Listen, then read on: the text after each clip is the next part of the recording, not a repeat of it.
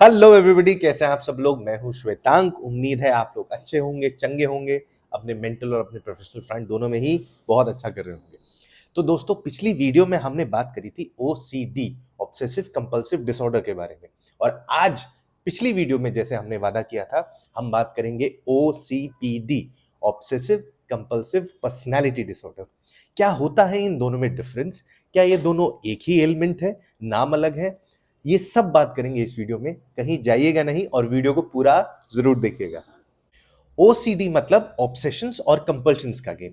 जैसे हमारा ब्रेन कुछ समझाने के लिए, जैसे इस टेबल टॉप पे बहुत ज्यादा जर्म्स हैं और इन जर्म्स को छूने से मुझे बहुत हानि हो सकती है, मेरी तबीयत खराब हो सकती है।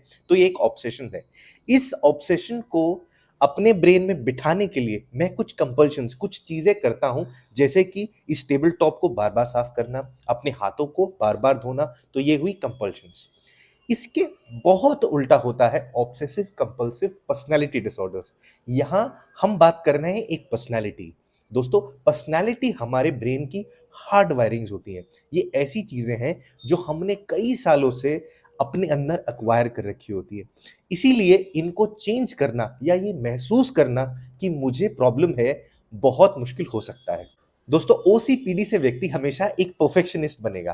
परफेक्शनिस्ट मतलब ऐसा व्यक्ति जो हमेशा परफेक्शन की तरफ जाना पसंद करता है। उसको उससे कम या बीच के प्रोसेस में होने में कोई दिलचस्पी नहीं रहती। वो हमेशा एक ऑर्डर फॉलो करेगा। उसकी हर बातों में स्टेजेस होंगी, स्टेप्स होंगे। ये ऐसे व्यक्ति होते हैं जो अपनी अगर एक टूर प्लान भी कर रहे हैं तो उसमें आप देखोगे कि पूरी की पूरी प्रोफाइल एक बहुत अच्छी आइटनरी, अलग अलग लेबल्स के साथ इनकी प्रेजेंटेशंस बहुत अच्छी होंगी। पर उन प्रेजेंटेशंस को बनाने में ही वो इतना एंगेज हो जाते हैं, इतना समय ले लेते हैं कि जो मेन जेस्ट है, जो उस चीज का मेन रस है, वो उसको एंजॉय ही नहीं कर पाते। मतलब वेकेशन की प्लानिंग में ही इतना टाइम लगा दिया, वेकेशन में मजा ही नहीं ढूंढ पाते। और मैं बात करना चाहूंगा international classification of disease volume 10 की, जो एक्चुअली पब्लिश करती है डब्ल्यूएचओ। दोस्तों, आपने पहले भी वीडियो सुना होगा कि मैं बात करता हूं diagnostic and statistic manual of mental health volume 5 की, जो कि एक्चुअली एक अमेरिकन पब्लिकेशन है। एक्चुअली ये आईसीडी और डीएसएम, ये दोनों की दोनों इन लाइन चलती थी, तो इसीलिए हम किसी एक का रेफरेंस ले लेते थे। यहाँ पे मुझे इंटरनेशनल क्लासिफिकेशन ऑफ डिजीज, जो डब्ल्यूएचओ वाला वर्जन है, मुझे उसका एक्सप्लेनेशन थोड़ा अच्छा लगा। तो मैं वहां से शुरू करता हूं कि कैसे हम आइडेंटिफाई किया जाए कि किसी व्यक्ति को ओसीपीडी है। International classification of disease version 10 हमें यह बताता है कि ओसीपीडी के व्यक्ति को आइडेंटिफाई करने के दो तरीके हैं। सबसे पहला तरीका है सेल्फ का, मतलब वो व्यक्ति खुद के साथ कैसा बिहेव करता है, उसकी लाइफ में क्या सही है, क्या गलत है, और क्या सबसे पहला वो बैरोमीटर है उसकी सक्सेस को नापने का। तो यहां पर ये व्यक्ति बहुत ज्यादा प्रोडक्टिविटी को मायने देता है। तो ऐसे व्यक्ति के लिए अगर उसकी पर्सनल रिलेशन खराब हो रही है, उसे कोई मतलब नहीं। बट हाँ, अगर वो ऑफिस में एक्सेल कर रहा है तो वो खुश रहेगा। वो हर चीज को इससे नापेगा कि हाँ, ये चीज मेरे लिए मेरी प्रोडक्टिविटी को बढ़ा रही है, मेरे पैसे को बढ़ा रही है, नहीं। ऐसा पेरेंट हो सकता है ये व्यक्ति जो अपने बच्चों को कहे, मतलब तुम्हें अगर पढ़ाई करनी है तो तुम्हें लोन लेना होगा। उसके पास पैसा होगा, पर वो फिर भी उस पैसे को स्पेंड करने में झिझकेगा, रोकेगा, क्योंकि उसे लगेगा कहीं ना कहीं कि मेरा पैसा इस जगह जाकर शायद वेस्ट ना हो जाए। तो आप समझ ही रहे होंगे कि ऐसा व्यक्ति कैसे एक दूसरी रिलेशनशिप को वैल्यू कर पाएगा, क्योंकि वो हमेशा खुद की प्रोडक्टिविटी, खुद की सेल्फ डेवलपमेंट, खुद को आगे बढ़ना, वो चाहेगा कि ऑफ कोर्स वो सीईओ बने कंपनी का। तो वो उसकी तरफ काम करता रहेगा और हेक्टिकली काम करेगा, क्योंकि उसकी लाइफ का सही गलत सिर्फ यही है कि वो कितना काम कर पा रहा है, वो कितना प्रोडक्टिव हो पा रहा है। आईसीडी का दूसरा तरीका है इंटरपर्सनल फंक्शनिंग का। मतलब ये व्यक्ति दूसरों के साथ कैसे, इंटरपर्सनल बहुत बड़ा रेंज होता है, पर इसमें दो चीजों को इन्होंने कंसिडर किया है, जिसमें पहला है पैटर्न्स ऑफ एम्पैथी। ये व्यक्ति क्या दूसरों के दुख दर्द समझ सकते हैं। तो यहाँ पर हम एक एग्जाम्पल से बात समझते हैं। जैसे फॉर एग्जाम्पल एक बॉस है और उसका जो एम्प्लॉय है वो लेट हो जा रहा है। लगभग, क्योंकि उसकी जो गाड़ी है वो रोज़ ख़राब होती रहती है और वो ऑफ़िस लेट पहुँच रहा है। तो ये जो बॉस है, ये नहीं सोचेगा कि क्या पता मुझे इस व्यक्ति को एक रेज़ देने की ज़रूरत है, ताकि एक नई गाड़ी ले ले, या क्या पता इसे एक दिवाली बोनस की ज़रूरत है। पर वो बार-बार उसकी आँख पे ये खटकता रहेगा कि ये व्यक्ति लेट आ रहा है और मेरी कंपनी को, मुझे पर से, मेरी टीम को लॉस हो रहा है। तो यहाँ पर, क्योंकि हमेशा इसके लिए सही-गलत उसकी अपनी प्रोडक्टिविटी, उसकी अपना डेवलपमेंट पहले होगा। तो ऑफ कोर्स एम्पैथी कहीं न कहीं इस व्यक्ति के लिए एक सेकेंडरी फैक्टर हो जाएगी। इसमें दूसरा पॉइंट आता है इंटिमेसी का। अब यहाँ पर जैसे मैंने पहले आपको बताया कि ये एक ऐसा व्यक्ति है जिसके लिए एक अच्छा घर वो है जो इसके हिसाब से ऑर्गेनाइज्ड है, इसके हिसाब से, मतलब इसके लिए वो सक्सेस है कि मेरा घर कितना सुंदर दिखता है, देखो मेरा घर कितना बड़ा है। ऐसे व्यक्ति बहुत सारे चीज़ें अपने घर में ला के रखने लगेंगे और लोगों को इस चीज़ से इम्प्रेस करेंगे कि देखिए मैंने ये यहाँ से लिया, शैंडलियर मैंने इटली से लिया, मार्बल करेरा है मेरा। तो इन लोगों के लिए घर के अंदर रहने वाले व्यक्तियों की खुशी सेकेंडरी हो जाएगी एज़ कंपेयर्ड टू कि घर में मैंने कितना लैविश लाइफ़स्टाइल बना रखा है। तो यहाँ पर ऑफ कोर्स इंटीमेसी के इश्यू रहेंगे, इंटीमेट होना इनको सेकेंडरी लगता है। तो फॉर एग्ज़ाम्पल अगर मेरी ऑफ़िस की एक मीटिंग आ रही है और कोई वेकेशन प्लान्ड है, तो ऑफ कोर्स वो कैंसल होगी। इवन इस बुक में ये भी एक्सप्लेन किया गया है कि अगर सेक्सुअल प्लेजर्स को भी ये साइड रखने को तैयार हैं, अगर इनके सामने कोई काम आ जाए, कोई अर्जेंट वर्क आ जाए। सो इस सब के चलते हुए ऑफ कोर्स आप समझ सकते हैं कि इंटीमेसी और पर्सनल रिलेशन बहुत ज़्यादा हैम्पर हो जाता है। और अब हम बात करेंगे डीएसएम वॉल्यूम 5 के बारे में। डीएसएम वॉल्यूम 5 8 चीज़ें लिस्ट करती है, जिनमें से 4 चीज़ें से ज़्यादा होना सुनिश्चित करेगा कि उस व्यक्ति को ओसीपीडी है। जल्दी से जानते हैं वो 8 चीज़ें क्या हैं। जो सबसे पहली है प्रीऑक्यूपेशन विद डिटेल्स। ये लोग उस डिटेलिंग, क्योंकि ये परफेक्शनिस्ट हैं, ये उस डिटेल में इतना घुस जाएँगे, इतना परेशान हो जाएँगे उस डिटेल से, एक्टिविटी का मेजर मतलब मज़ा है वो ही खत्म हो जाएगा। जैसे मैंने एग्ज़ाम्पल वेकेशन का दिया था। दूसरा, परफेक्शनिज़्म इतना होने लगेगा कि वो टास्क कंप्लीशन उसके बीच में आने लगेगा। मतलब ये अपने पीपीटी के फ़ॉन्ट को इतनी बार चेंज करते रहेंगे कि ये इस चीज़ को भूल ही जाएँगे कि पीपीटी को कल सुबह सबमिट करनी है। तो जैसे हम कहते हैं कि परफेक्शनिज़्म बहुत अच्छी चीज़ है, बट यहाँ पे परफेक्शनिज़्म इतना ज़्यादा हो जाएगा कि टास्क को डिले करने लगेगा। तीसरा पॉइंट है, ये अपने वर्क और अपनी प्रोडक्टिविटी में इतने ज़्यादा डिवोटेड रहते हैं कि फ्रेंडशिप, अदर रिलेशनशिप्स को टाइम दे ही नहीं पाते। चौथा, इतने ज़्यादा इनफ्लेक्सिबल होते हैं मैटर्स को लेके, मतलब ये किसी चीज़ के बारे में कंसिडर करने की सोचेंगे ही। ओसीपीडी के व्यक्ति के साथ अगर आप खाना खाने जाएँगे, तो जैसे 2 दोस्त डिस्कस कर रहे हैं या 2 पार्टनर्स डिस्कस कर रहे हैं कि कहाँ जाना है खाने के लिए, अच्छा ये रेस्टोरेंट अच्छा है, तो ये व्यक्ति पहले से ही सोच के आएगा कि हमें वहाँ जाना है। ये व्यक्ति पहले से ही सोच के आएगा मुझे क्या ऑर्डर करना है। ये व्यक्ति इवन ये भी सोच के आएगा कि आपको क्या ऑर्डर करना है। क्योंकि अगेन वो उसका सेल्फिश वाला स्केल ऑन रहेगा हमेशा।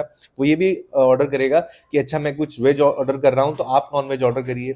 पांचवा और यहाँ पर थोड़ा ध्यान देने वाली चीज है कि ये चीजों को डिस्कार्ड करना, जो चीजें खराब हो चुकी हैं, मतलब इनसे नहीं हो पाती ये सारी चीजें।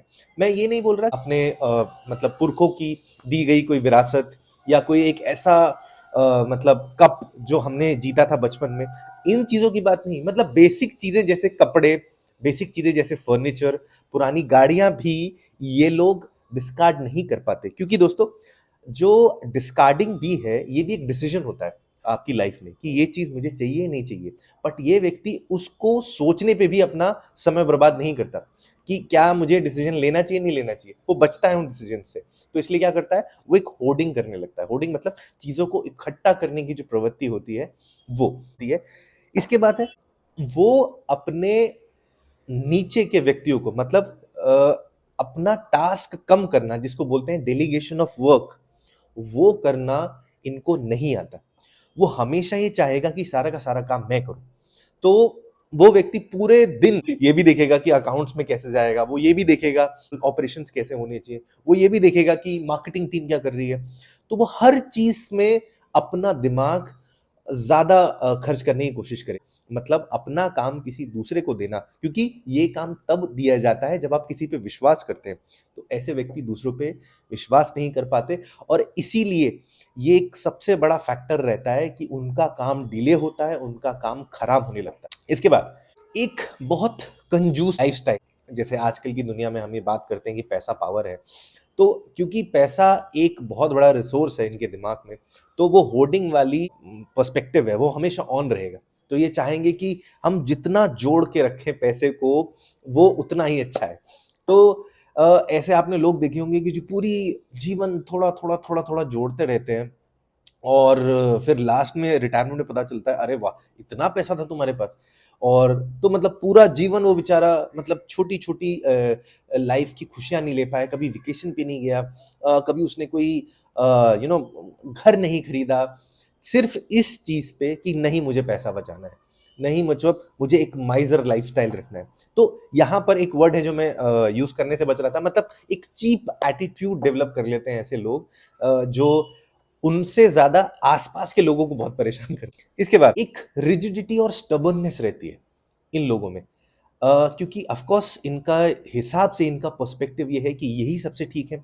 इनका पर्सपेक्टिव ये है कि इनकी कैलकुलेशन हमेशा सार्थक होनी चाहिए। तो अगर कोई एक ऐसी चीज़ बोलते हैं एक्सटेम्पोर, कोई भी चीज़ अगर ऐड हो गई उसमें, तो ये लोग परेशान होने लगते हैं और इसीलिए इनका जो एटीट्यूड है बहुत ज़्यादा रिजिड रहता है और बहुत ज़्यादा स्टबर्न रहेंगे, बहुत जल्दी बुरा मान जाएँगे छोटी-छोटी चीज़ों पे।